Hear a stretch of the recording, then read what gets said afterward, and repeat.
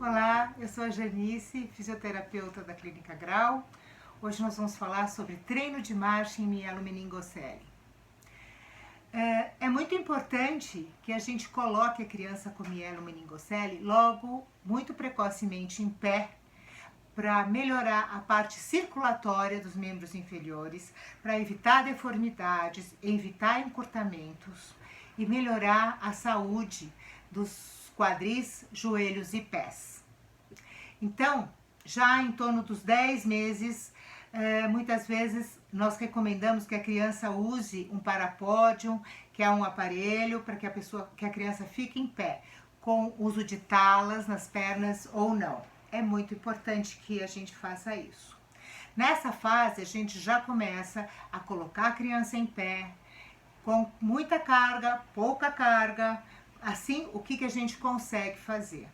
Para que ela fique em pé, sinta o peso do corpo sobre seus membros inferiores, a gente ative a circulação nas perninhas da criança, junto com os exercícios para que o que tivermos de musculatura nesses membros inferiores possam ser ativados, seja para dobrar o quadril, esticar o quadril, dobrar os joelhos, esticar os joelhos, dobrar pezinho, esticar pezinho e, quando possível, usar os glúteos, que são os músculos do bumbum da gente, que são muito importantes para que as pessoas fiquem em pé, principalmente as nossas crianças.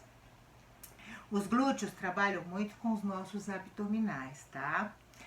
Então, a nossa criança com mielomeningocele, elas são precocemente colocadas em pé e logo que possível nós iniciamos o treino de marcha. Por quê? Além de ficar em pé de uma maneira estática, é muito importante que a gente comece os movimentos de reciprocidade. Uma perna vai, a outra vai, flexão, extensão, flexão, extensão, certo? Para que esse movimento alternado e coordenado comece a ser treinado. Então, para que isso aconteça, nós trabalhamos muito com a suspensão nas gaiolas, com muita carga, pouca carga nos pés, tá certo? Para que a gente comece com esses movimentos de reciprocidade. Ainda com muito apoio para que a criança se sinta em pé e com bastante estabilidade.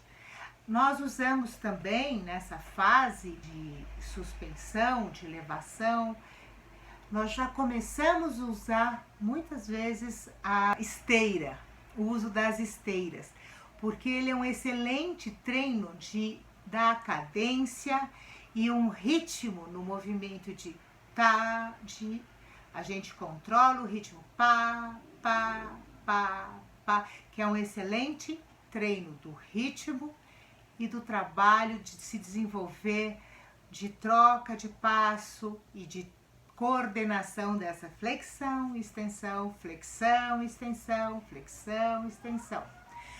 Depois que a gente usa, ao mesmo tempo que usamos a suspensão vertical, nós usamos nas gaiolas, nós usamos muitas vezes os elásticos para a gente trabalhar com a sustentação horizontal, para dar a mesma coisa do balanço, seja na esteira, para dar essa cadência.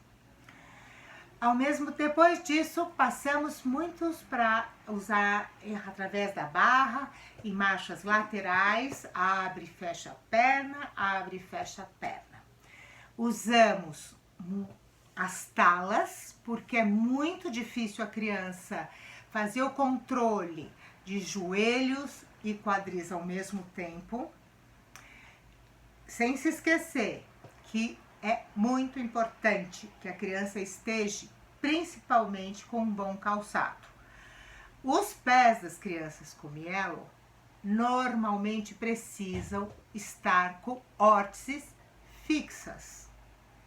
As crianças com mielo, normalmente quase 100% precisam de órteses fixas, porque elas não têm um bom equilíbrio da musculatura de flexão plantar e flexão dorsal, certo? Então, o pezinho dela, quando ela pode fazer a flexão dorsal, muitas vezes não faz a plantar. Quando faz para dentro, não faz para fora. Então, uma boa órtese garante um bom posicionamento do pé. Nós só podemos pensar numa órtese articulada ou numa small quando existe equilíbrio muscular entre as duas partes entre a musculatura anterior e posterior do pé, certo? Então, a criança com mielo, ela precisa usar a órtese, muitas vezes usamos as talas para que ela use o quadril para a gente fazer esse deslocamento lateral para fazer a marcha. Depois que ela trabalha na barra, muitas vezes passamos para o andador. Aí existem vários andadores que a gente pode usar dependendo da criança. Muitas crianças com mielo não têm bom glúteo ou quase não tem glúteo. Então, às vezes damos preferência para os andadores posteriores com apoio de glúteo, certo? E aí nós vamos trabalhando aquela reciprocidade que a gente já falou da esteira, de perna, dobra, perna, estica, vai para frente, vai para trás. Nesta fase, muitas vezes trocamos as lonas pelos tutores com cinto ou sem cinto pélvico, depende de cada criança. Quando permitido, dos andadores posteriores, passamos para as bengalas de 4 pontos que a criança vai usando. Também já com menos apoio para que ela possa fazer a marcha de 4 pontos.